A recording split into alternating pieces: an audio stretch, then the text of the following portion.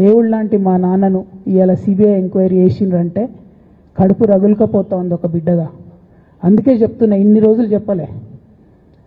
ఆ మధ్యలో పోయినసారి నా కొడుకు గ్రాడ్యుయేట్ అయినప్పుడు వచ్చినప్పుడు నేను మా నాన్నకు రాసుకున్న లెటర్ లీక్ చేస్తే కూడా ఆ 70, 80, 90 రోజుల నాకు నరకం చూపిస్తున్నారు.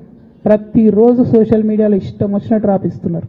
ఎప్పుడు వీళ్ళ పేర్లు తీసుకోలే, ఇష్టం వచ్చినట్టు ప్రెస్ వాళ్ళకు మాట్లాడుతూ చాలా విషయాలు చెప్తున్నారు. ఎప్పుడు వాళ్ళ పేర్లు తీసుకోలే. ఇలా తీసుకుంటున్నా, ఎందుకంటే విషయం నాది కాదు, ఇది తెలంగాణ పరువు ప్రతిష్టకు సంబంధించిన విషయం. ఇలా దేశంలో ఏ మూలకు పోయినా ఎక్కడికి పోయినా కేసీఆర్ అంటే ఒక మహానాయకుడు, త్యాగం చేసిన నాయకుడు అని చెప్పి మాట్లాడతారు. రేపటి నుంచి ఏం మాట్లాడతారు? సిబిఐ ఎంక్వైరీ చేస్తే ఏం మాట్లాడతారు? కేసీఆర్ అంటే సిబిఐ కేసు అంటారు. మా నాన్న పరువు పోతే నాకా బాధ, మీకా? మీకు పైసలు కావాలి కదా, మీకు పేరుతోనేం పని? ఇంకా కూడా ఈ విషయాలు అర్థం చేసుకోకుండా, ఇంకా కూడా ఇటువంటి వ్యక్తుల్ని దూరం పెట్టుకోకుండా ఉంటే ఇక కేసీఆర్ గారి మీద సిబిఐ కేసు వేసేటటువంటి స్థాయికి వచ్చినాక ఏం పార్టీ ఉంటేంది పోతేంది. బీఆర్ఎస్ పార్టీ నాయకులు నన్ను తిట్టుకున్నా సరే, లోకల్ బాడీ ఎన్నికలలో నాకు నష్టం జరుగుతుంది అనుకున్నా సరే, మా నాన్న మీద సిబిఐ ఎంక్వైరీ పడ్డాక ఏముంది, తొక్కల ఎలక్షన్ ఒకటి గెలుస్తారు, ఒకటి ఓడిపోతారు. అసలు ఓడిపోయే పరిస్థితి ఎట్లా వచ్చింది? ఇటువంటి దుర్మార్గుల వల్ల కాదా వచ్చింది? ఆలోచన చేసుకోవాలి కదా. అంటే నా దగ్గర పైసలు ఉన్నాయి, టీవీలు ఉన్నాయి, సోషల్ మీడియాలు ఉన్నాయి, ఏటు పడితే అటు మాట్లాడతామంటే తోలు తీస్తాం చెప్తున్నా నేను. గీత గీసుకుంటాం బిడ్డ. మీరు ఒక్క కమెంట్ పెడితే మేము 10 చేస్తాం. ఏది పడితే అది మాట్లాడచ్చు సోషల్ మీడియాలో అనుకుంటూ చూసుకుంటూ ఊరుకుంటున్నా.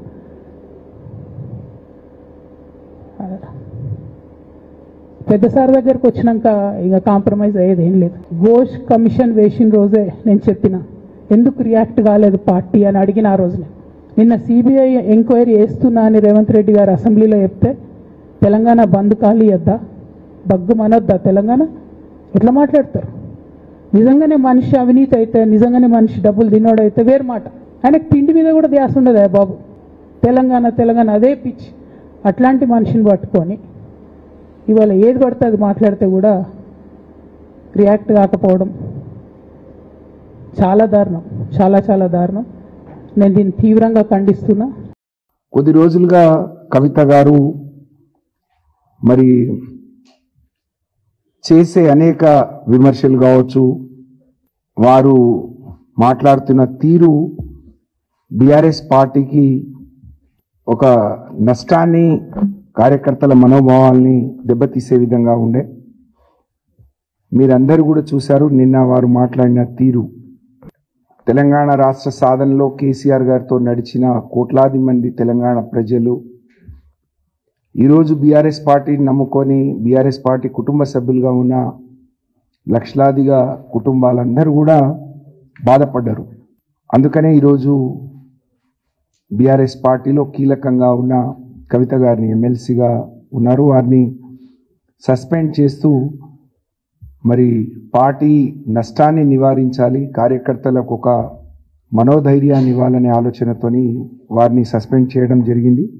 కాబట్టి మేమందరం కూడా రాష్ట్ర వ్యాప్తంగా ఇది బీఆర్ఎస్ పార్టీ కార్యకర్తలు, నాయకులు, అలాగే తెలంగాణ ప్రజానికం, కేసీఆర్ గారిని అభిమానించే ప్రజానికం, బీఆర్ఎస్ పార్టీని అభిమానించే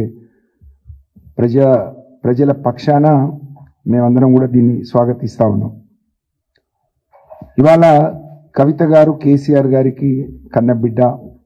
కేసీఆర్ గారు ఉద్యమం చేసే రోజు పార్టీకి నష్టం లేదా తెలంగాణకు నష్టం జరిగితే, అది ఇక్కడి నుంచి జరిగితే సొంత పిల్లలన్నా సొంత కుటుంబ సభ్యులన్నా చూడను, ఉపేక్షించను, తప్పకుండా చర్యలు తీసుకుంటా అని చెప్పారు. అందుకనే ఈరోజు పేగుబంధం కంటే వారిని నమ్ముకున్న కోట్లాది మంది ప్రజల ఆకాంక్ష మేరకు, వారి ఆలోచన మేరకు మరి ఈరోజు ఈ నిర్ణయం తీసుకున్నారు అని చెప్పి ఈ సందర్భంగా తెలియజేస్తా ఉన్నాను.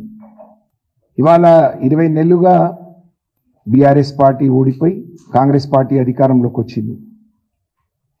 ఆ రోజు నుంచి అలుపెరుగని పోరాటం, ఒంటి కాలి మీద నిలబడి లక్షలాది మంది బీఆర్ఎస్ పార్టీ కార్యకర్తలు క్షేత్రస్థాయిలో పోరాటం చేస్తూ ఉన్నారు. కాబట్టి కవిత గారు మాట్లాడే తీరు పద్ధతి పార్టీకి నష్టం చేస్తుంది. కాబట్టి పార్టీకి నష్టం చేసే ఎంత పెద్ద నాయకులైనా, అది కన్న బిడ్డ అయినా కన్న కొడుకైనా పేగుబంధమైనా, కార్యకర్తలకు నమ్ముకున్న సైనికుల కంటే ఇది ఎక్కువ కాదు అని చెప్పి ఈరోజు కేసీఆర్ గారి నిర్ణయం తీసుకున్నారు.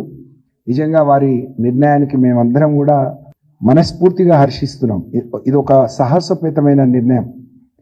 3 నెలలుగా ఈ జరుగుతున్న తీరు అనేక మంది మేధావులు పెద్దలు మరి వాళ్ళు పూనుకొని కూడా తనకు నచ్చజెప్పే ప్రయత్నం, కానీ వారు చేసే పని అది సరి అయింది కాదని చెప్పే ప్రయత్నం చేసినా తన తీరు మార్చుకోలేదు, తన పద్ధతి మార్చుకోలేదు. కాబట్టి ఇంత పెద్ద నిర్ణయాన్ని వారు తీసుకున్నారు. ఇవాళ 50 మంది తెలంగాణ ప్రజానికం కేసీఆర్ గారిని అభిమానించేవాళ్ళు, బీఆర్ఎస్ పార్టీని నమ్ముకొని ఉన్నవాళ్ళు, కేసీఆర్ తిరిగి రావాలి, తిరిగి నిలదొక్కోవాలని ఆకాంక్షించే వాళ్ళందరూ కూడా ఇవాళ హర్షిస్తూ ఉన్నారు. నిజంగా మేమందరం కూడా ఇది ఒక గొప్ప హర్షించదగ్గ విషయం అని చెప్పి ఈ సందర్భంగా నేను తెలియజేస్తూ ఉన్నాను. దీని ద్వారా పార్టీ కంటే ఎవరు ముఖ్యం కాదు. పార్టీలో ఎంత పెద్దవారైనా పార్టీ తర్వాతనే ఏదన్నా అనే విషయాన్ని కార్యకర్తలకు కానీ మరి నాయకులకు కానీ ఒక సరైన రీతిలో ఒక మెసేజ్ని ఇచ్చినట్టుగా మేము భావిస్తూ ఉన్నాం. మరి పార్టీ ఉంటే ఎంత పోతే ఎంత అని మాట్లాడితే, మరి పార్టీ ఇన్ని లక్షల మంది అభిమానించే పార్టీ, ఇన్ని కోట్ల మంది ఆదరించి నిలబెట్టిన పార్టీ, అటువంటి పార్టీ ఉంటే ఎంత పోతే ఎంత అని మాట్లాడితే అసలు నువ్వు ఉంటే ఎంత లేకపోతే ఎంత అనే పరిస్థితి ఈరోజు ప్రజలు ఆలోచించే, కార్యకర్తలు ఆలోచించే పరిస్థితి వచ్చింది అని అంటే దీనికి తను మాత్రమే బాధ్యురాలని చెప్పి తెలియ